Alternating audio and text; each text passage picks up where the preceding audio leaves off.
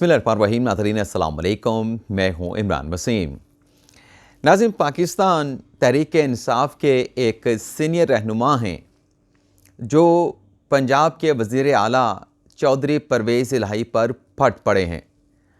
अब ये तहरीक-ए-इंसाफ के कौन रहनुमा हैं और इस रहनुमा ने परवेज़ इलाही की औकात से मुतल्लिक़ क्या स्टेटमेंट दिया है, एक तो इस ख़बर की डिटेल आप नाज़रीन के साथ हम शेयर करेंगे। दूसरी ख़बर नाज़रीन ये है कि पाकिस्तान तहरीक-ए-इंसाफ अपनी सियासी मुखालिफ जमात मुस्लिम लीग नवाज़ के नक्शे कदम पर चल निकली है। वैसे तो तहरीक-ए-इंसाफ की तरफ से मुस्लिम लीग नवाज़ को क्रिटिसाइज़ किया जाता है, लेकिन अब पीटीआई नून लीग के नक्शे कदम पर कैसे चल निकली है, ये क्या मामला है, इसकी डिटेल भी आगे चल के आप नाज़रीन के साथ हम शेयर करेंगे। लेकिन नाज़रीन, इससे पहले हमारे प्रोग्राम की जो दीगर अहम ख़बरें हैं उनकी डिटेल आप नाज़रीन के साथ हम शेयर करेंगे। एक ख़बर तो नाज़रीन चेयरमैन पीटीआई इमरान खान साहब से मुतल्लिक़ है, और ख़बर नाज़रीन ये है कि इमरान खान ने चेयरमैन पीटीआई ने अपने जो अरकान कौमी असम्बली हैं उनके इस्तीफ़ों से मुतल्लिक़ जो पॉलिसी है पाकिस्तान तहरीक-ए-इंसाफ की, वो अपने तमाम अरकान पे वाज़े कर दी गई है। और पॉलिसी नाज़रीन ये है, जो तय किया गया है कि बुध के रोज़ यानी कल 27 दिसंबर को जितने भी पीटीआई के अरकान कौमी असम्बली हैं वो खैबर पख्तूनख्वा हाउस में इकट्ठे होंगे। 12 बजे उनसे चेयरमैन पीटीआई साबिक़ वज़ीर आज़म इमरान खान साहब खिताब करेंगे, और उसके बाद तमाम जो अरकान कौमी असम्बली हैं पीटीआई के, वो पार्लियामेंट हाउस जाएंगे और स्पीकर के चैम्बर में जाके अपने इस्तीफ़ों की तस्दीक कराएंगे। अब इस पॉलिसी में नाज़रीन खुदा जानता है कि सियासी मसलियत है या क्या वजह है कि इकट्ठे अगर भी ये तमाम अरकान असम्बली जाते हैं स्पीकर के चैम्बर में, तो इनके इस्तीफ़े एक्सेप्ट नहीं हो सकते। और जब भी मैं ये बात करता हूँ तो कुछ दोस्तों की जानिब से सवाल पूछा जाता है कि क्या वजह है कि स्पीकर साहब तमाम अरकान को फ़र्दन बुलाना चाहते हैं, क्यों स्पीकर नेशनल असम्बली राजा परवेज़ अशरफ तहरीक-ए-इंसाफ के तमाम जो इस्तीफ़े हैं उनकी इकट्ठी तस्दीक क्यों नहीं कर सकते। तो मैं उन दोस्तों का जवाब भी दे देता हूँ। जवाब नाज़रीन ये है कि एक इस्लामाबाद हाई कोर्ट का फ़ैसला है, और उस फैसले को इंडोर्स किया गया सुप्रीम कोर्ट ऑफ पाकिस्तान की सबसे बड़ी अदालत, आखिरी अदालती फ़ोरम, और कॉन्स्टिट्यूशन के कुछ रिक्वायरमेंट है, और कॉन्स्टिट्यूशन की रिक्वायरमेंट के साथ साथ जो असम्बली के अपने रूल्स हैं कौमी असम्बली के, उनका भी तकाजा है कि एक प्रोसीजर है, एक मैकेनिज़्म है, उसके तहत रुकने असम्बली का जो इस्तीफ़ा है वो एक्सेप्ट किया जाएगा। अब स्पीकर की जानिब से उन तकाज़ों की जब बात की जाती है तो तहरीक-ए-इंसाफ वाले कहते हैं कि नहीं, फ़र्दन नहीं बल्कि एक इकट्ठे हम आएंगे और इकट्ठे हमारे इस्तीफ़े अगर स्पीकर ने एक्सेप्ट करने हैं तो एक्सेप्ट कर लिए जाएं। तो कल भी अगर यही पॉलिसी रहती है, तमाम पीटीआई के अरकान अगर एक साथ जाके स्पीकर चैम्बर में जाके खड़े हो जाते हैं और कहते हैं हमारे इस्तीफ़े एक्सेप्ट करें, तो ये तमाम एक्सरसाइज नाज़रीन स्पॉइल हो जाएगी। और अगर इमरान खान साहब ये चाहते हैं कि उनके इस्तीफ़े एक्सेप्ट किए जाएँ और वो कौमी असम्बली से बाहर आना चाहते हैं, तो फिर एक एक करके अपने तमाम अरकान को भेजें स्पीकर के सामने, वो अपना हाथ से लिखा इस्तीफ़ा स्पीकर को दें। उनके चंद सवालात होंगे, और सवाल क्या होगा, यही पूछना है कि किसी दबाव के तहत इस्तीफ़ा तो नहीं दे रहे, कि आप रज़ाकाराना तौर पे दे रहे हैं, या आपके ऊपर कोई प्रेशर है, कोई दबाव है और किसी के कहने पे इस्तीफ़ा दे रहे हैं। तो ये सवाल हैं, इन सवालों का जवाब देना है। और अगर पाकिस्तान तहरीक-ए-इंसाफ ये चाहती है कि उनके इस्तीफ़े एक्सेप्ट किया जाएँ, तो ये पॉलिसी अगर अडॉप्ट करते हैं तो फिर उनके इस्तीफ़ों के एक्सेप्ट होने में किसी किस्म की रुकावट जो है वो नाज़रीन नहीं रहेगी। अब दूसरी खबर नाज़रीन है, जो इमरान खान साहब के दौरे हुकूमत में साबिक़ सदर आसिफ अली ज़रदारी, नवाज़ शरीफ और यूसुफ रज़ा गिलानी के ख़िलाफ़ जो तोशा खाना का नैब रेफरेंस बनाया गया था, उस रेफरेंस को तो एहतसाब अदालत की जानिब से नैब को वापस कर दिया गया था।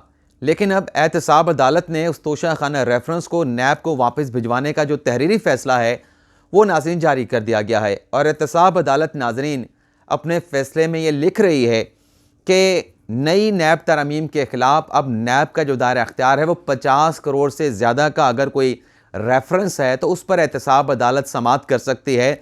लेकिन हमें यह बताया गया दौरान आर्गूमेंट नैब के वकला की तरफ से और मुलजमान के वकला की तरफ से कि यह जो तोशाखाना का रेफरेंस है साबिक सदर जरदारी के ख़िलाफ़, साबिक वज़रा आज़म नवाज शरीफ और यूसुफ रज़ा गिलानी के ख़िलाफ़, इसकी कुल मालियत 118 मिलियन की बनती है, यानी कोई 11 करोड़ 80 लाख का ये रेफरेंस बनता है। तो लिहाजा ये रेफरेंस जो है वो अदालत के दायरा अख्तियार में नहीं आता। तो हम ये रेफरेंस जो है वो एहतसाब अदालत की तरफ से नैब को वापस भेजा जा रहा है।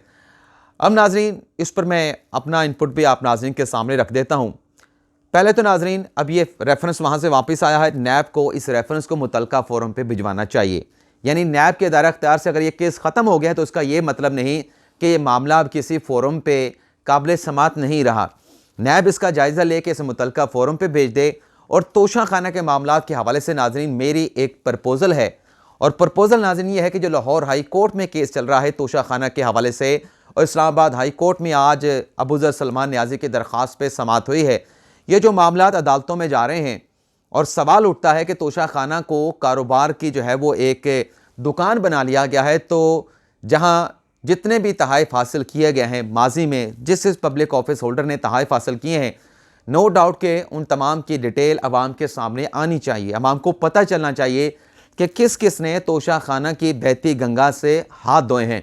लेकिन वहाँ पे अदालत को यह भी तय कर देना चाहिए कि तोशाखाना का मुस्तकबिल क्या होगा। मुस्तकबिल में अगर किसी ने तोशाखाना से तहाइफ हासिल करने हैं, कोई तोहफ़ा रिटेन करना है, तो इसके लिए अदालत अगर ये मैकेनिज़्म बना दे या ऐसी ऑब्जर्वेशन दे दे कि मुतलका जो इदारे हैं वो एक मैकेनिज़्म बनाएं और आइंदा जिसने भी तोहफ़ा हासिल करना है उसकी पब्लिक ऑक्शन की जाए, और जिसने रिटेन करना है वो पब्लिक ऑक्शन में जाए, उसको प्रायोरिटी दी जाएगी, लेकिन उसकी जो कीमत होगी वो पब्लिक ऑक्शन में लगाई जाएगी। यानी आम जो पब्लिक है, क्या उनका तोशाखाना के तहफ़ पे कोई हक नहीं? अगर जो सबसे ज़्यादा कीमत लगाता है, बोली लगाता है, तो जो तोहफ़ा उसको पसंद आता है वो तोशाखाना से लेके चला जाए। लेकिन ये जो मामला है कि 20% कीमत अदा कर दें, 50% कीमत अदा कर दें, ये नाजरीन सरासर लूट मार है, ये सरासर एक कानूनी करप्शन है।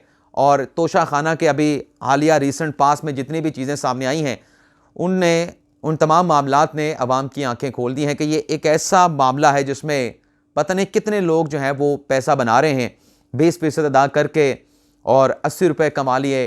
10,000 की अपना 1 लाख का कोई तोहफ़ा वहाँ से आपने हासिल किया, उसके 20,000 अदा करके आप घर लेके चले जाते हैं, 80,000 कमा लेते हैं। तो ये सरासर जो है एक लीगल रास्ता है पैसे बनाने का, कारोबार करने का। अब नाज़रीन, इससे पहले व्लॉग में सदर साहब से मुतल्लिक़ एक ख़बर हमने आपके साथ शेयर की थी। उस खबर पे नाज़रीन अब हमारे आरिफ अलवी साहब ने वजाहत जारी कर दी है, और वजाहत नाज़रीन ये जारी की गई है कि मीडिया पे जो उनसे मंसूब बयान है वो गलत रिपोर्ट किया जा रहा है। और सदर साहब ने वजाहत की है कि सियाको सबाक से हट के उनके बयान को रिपोर्ट किया जा रहा है।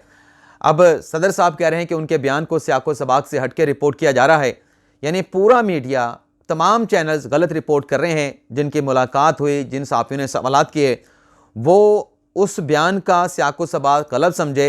लेकिन सदर साहब जो कह रहे हैं, ज़ाहिर सी बात है कि फिर वही माना जाएगा। और ख़बर ये चली है कि सदर साहब ने उस बयान का नोटिस ले लिया है। अब नोटिस लेने के बाद क्या कार्रवाई होगी, इसका भी हमें इंतज़ार करना पड़ेगा। और अब हमारी आज के प्रोग्राम की जो 2 ख़बरें नाज़रीन, उन पर आने से पहले एक और मुख्तसर सी खबर है मुआशी मैदान से। और ख़बर नाज़रीन ये है कि पाकिस्तान ने IMF की एक और शर्त को पूरा कर दिया है, और हुकूमत की तरफ से मरकज़ी डेबिट ऑफिस कायम कर दिया गया है। और जो एलामिया जारी किया गया है उसमें यह कहा गया है कि ये मरकज़ी जो डेबिट ऑफिस है, इसके कायम होने के बाद जो कर्ज़ों की मैनेजमेंट है उसमें बेहतरी आएगी। अब आ जाते हैं कि तहरीक इंसाफ के किस रहनुमा ने, और वो परवेज़ इलाही पे कैसे फटे हैं, और उन्होंने परवेज़ इलाही को कैसे उनकी औकात याद दिलाई है, या परवेज़ इलाही से मुतल्लिक, उनकी औकात से मुतल्लिक, उनकी जमात की औकात से मुतल्लिक क्या स्टेटमेंट दिया है। ये नाज़रीन तहरीक इंसाफ के रहनुमा हैं, इमरान खान साहब के तर्जुमान हैं, और पाकिस्तान तहरीक इंसाफ के मरकज़ी वाइस बल्कि नेशनल वाइस प्रेसिडेंट हैं फवाद चौधरी साहब, साबिक वफाकी वज़ीर। इन्होंने नाज़रीन बयान ये दिया है कि 2018 के इलेक्शन में अगर पाकिस्तान तहरीक इंसाफ काफ लीग को सपोर्ट ना करती तो इनके उम्मीदवार जो है 2018 के इलेक्शन में मुंतखब ना होते। अच्छा, सिर्फ ये स्टेटमेंट नहीं दिया, फवाद चौधरी साहब ने यह भी कह दिया है दूसरे जुमले में कि आगे भी अगर पीटीआई को पाकिस्तान तहरीक इंसाफ सपोर्ट ना करे तो इनके उम्मीदवार अरकान असम्बली, चाहे वो सूबाई असम्बली का इलेक्शन हो, चाहे वो कौमी असम्बली का इलेक्शन हो, इनके उम्मीदवार किसी असम्बली के लिए मुंतखब नहीं हो पाएंगे। यानी एक ऐसी सियासी जमात मुस्लिम लीग काफ जिससे मुतल्लिक पाकिस्तान तहरीक इंसाफ का सीनियर रहनुमा नायब सदर इमरान खान साहब का तर्जुमान कह रहा है कि काफ लीग की सियासी औकात ये है कि अगर उन्हें पाकिस्तान तहरीक इंसाफ की सपोर्ट ना मिले और अगर पाकिस्तान तहरीक इंसाफ उनके साथ सीट एडजस्टमेंट ना करे तो इनके कैंडिडेट की वक़्त ये है, अहमियत ये है, सियासी इनकी इतनी बिसात है, इतनी औकात है कि हमारी सपोर्ट के बगैर इनके उम्मीदवार जो है वो जीत नहीं सकते।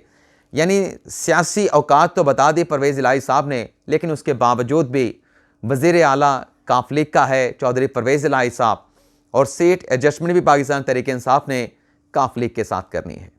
अगली खबर नाज़रीन जो आपके साथ हम शेयर करने जा रहे हैं कि पाकिस्तान तहरीक इंसाफ मुस्लिम नवाज़ के नक्शे कदम पर कैसे चल निकली है। आज नाज़रीन तहरीक इंसाफ के सेनेटर सीनियर रहनुमा आज़म सवाती साहब ने इस्लामाबाद हाई कोर्ट के चीफ जस्टिस आमिर फ़ारूक साहब को एक ख़त लिखा है। उस ख़त में नाज़रीन उस ख़त को ट्वीट किया गया है फवाद चौधरी की तरफ से, और उस ख़त में आज़म सवाती ये कहते हैं कि मुझे चीफ जस्टिस की अदालत पर एतमाद नहीं।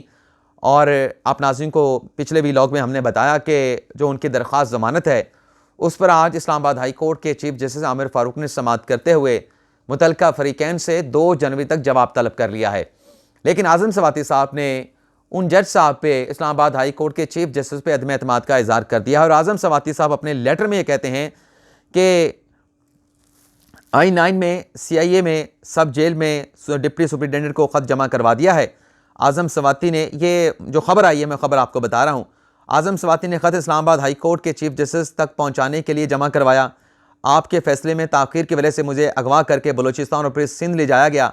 मेरी ज़मानत की दरख्वास्त का फ़ैसला महफूज होने के बाद स्पेशल जज का तबादला किया गया। स्पेशल जज सेंट्रल के तबादले से मुतल्लिका हाई कोर्ट का 21 नवंबर का लिखा हुआ वज़ारत कानून का ख़त भी सामने आ गया, और इसमें कहा गया कि आज़म सवाती की ज़मानत का केस सुनने वाले जज का तबादला मामूल के मुताबिक हुआ। ये हाई कोर्ट का मौक़िफ़ सामने आया है। और हाई कोर्ट का यह भी कहना है कि जज राजा आसिफ के तबादले पर और जज आज़म खान की तैनाती की सिफारिश हाई कोर्ट ने 21 नवंबर को की थी। इस्लामाबाद हाई कोर्ट ने 21 नवंबर को वज़ारत कानून को जज के तबादले की सिफारिश की थी। अच्छा नाज़रीन, इसके ऊपर अब जो ट्वीट किया है सीनियर रहनुमा पाकिस्तान तहरीक इंसाफ के फवाद चौधरी साहब ने, वो नाज़रीन लिखते हैं कि आज़म सवाती ने अपने हाथ से लिखे ख़त में chief justice Islamabad high court पर अदम एतमाद का इज़हार किया और कहा है कि जिस तरह से माते ददिया के जज को तब्दील करके फ़ैसले लिए गए हैं उसके बाद निज़ाम इंसाफ पर एतमाद कैसे किया जा सकता है। आज़म सवाती हौसले और बहादुरी की एक मिसाल बन के उभरे हैं। अब बहादुर इतने हैं आज़म सवाती साहब और हौसले की मिसाल इस तरीके से बने हैं कि जो ट्वीट किया उनके वेरीफाइड अकाउंट से आज़म सवाती साहब ने खुद किया। अब आज़म सवाती साहब ने इस्लामाबाद हाई कोर्ट में दरख्वास्त दायर की और मुकर गए हैं, मुनरफ हो गए हैं कि वो ट्वीट मैंने किया है। आज़म सवाती कहते हैं कि वो ट्वीट मैंने नहीं किया। भी वेरीफाइड अकाउंट से कोई दूसरा बंदा ट्वीट कर नहीं सकता, और अगर करे भी, अगर आपने कोई वहाँ पे एडमिन रखा हुआ है, वो आपको दिखाए बगैर, जो एक तरीकाकार होता है, आपको दिखाए बगैर, आपकी तस्दीक के बगैर, आपकी आंखों के सामने वो ट्वीट लाए बगैर हो नहीं सकता। लेकिन चलें, आज़म सवाती साहब ने स्टेटमेंट दे दिया, लेकिन सवाल नाज़रीन यहाँ पे ये पैदा होता है जो मैंने अपने थंबनेल पे लिखा कि मुस्लिम लीग नवाज़ के नक्शे कदम पे चल निकली। अगर पंजाब के डिप्टी स्पीकर दोस्त मोहम्मद मज़ारी का मामला हो, पंजाब ही अगर वज़ारत आला के इलेक्शन का मामला हो, हमज़ा शहबाज शरीफ जीतें या हमज़ा शहबाज शरीफ हार जाएं, मामला अगर सुप्रीम कोर्ट पहुँचे और नून लीग अगर सुप्रीम कोर्ट से ये कहे कि इस मामले पे लार्जर बेंच बना दें, फुल कोर्ट बना दें, तो पाकिस्तान तहरीक इंसाफ उसे क्रिटिसाइज़ करती है मुस्लिम लीग नवाज़ को कि ये अपने मनपसंद जजेस को बेंच में शामिल करना चाहते हैं, ये अपने जजेस का बेंच बना के फैसला हासिल करना चाहते हैं सुप्रीम कोर्ट ऑफ पाकिस्तान से। यानी नून लीग अगर जजेस पर एतराज़ करे तो उसकी पाकिस्तान तहरीक इंसाफ मुखालफत करती है कि अपने मनपसंद जजेस को बेंच में शामिल करवाना चाहते हैं। तो आज पाकिस्तान तहरीक इंसाफ भी वही कह रही है। हालांकि जो एतराज़ उठाया है आज़म सवाती साहब ने, ये एतराज़ उनका जायज़ है, नाजायज़ है, लेकिन अल्टीमेटली अदालती फ़ैसलों के मुताबिक किसी बेंच से अगर रिक्यूज़ करना है, जज का अपना अख्तियार होता है। किसी के एतराज़ के ऊपर जज कभी बेंच नहीं छोड़ता, जब कभी उस केस को सुनने से इनकार नहीं करता। अगर जज का ज़मीर ये गवारा करे कि मुझे ये केस नहीं सुनना चाहिए, जैसा कि अभी चंद रोज़ पहले जो गवर्नर के ऑर्डर के ख़िलाफ़ डी नोटिफाई होने के बाद परवेज़ इलाही ने लाहौर हाई कोर्ट से रिजू किया था, तो जज साहब थे हफीज़ साहब, गालिबन हफीज़ हैदर साहब, अगर मैं गलत नहीं हूँ, फ़ारूक हैदर साहब, तो उन्होंने कहा था कि मैं चूँकि माजी में परवेज़ इलाही का वकील रह चुका हूँ तो लिहाजा मैं ये केस नहीं सुनूंगा। तो अगर जज साहब ये समझें कि माजी में उनकी कोई ऐसी एफिलेशन रही है उस बंदे से जिसका मुकदमा उनके सामने है, तो जज रिक्यूज़ कर जाता है। लेकिन इस किस्म के एतराज़ात के ऊपर बजाय शर्मिंदगी के आपके हाथ में कुछ नहीं आता। लेकिन बहरहाल फैसला फिर भी इस्लामाबाद हाई कोर्ट के चीफ जस्टिस आमिर फ़ारूक साहब ने करना है कि आज़म समाती की दरख्वास्त पर समाअत करनी है या फिर इस मामले को किसी और बेंच के सामने, किसी और जज के सामने फिक्स करना है। तो आपसे इजाज़त चाहते हैं नाज़रीन। अल्लाह ताला हम सब का हमें ना सिर्फ अपनी दुआ में याद रखिएगा।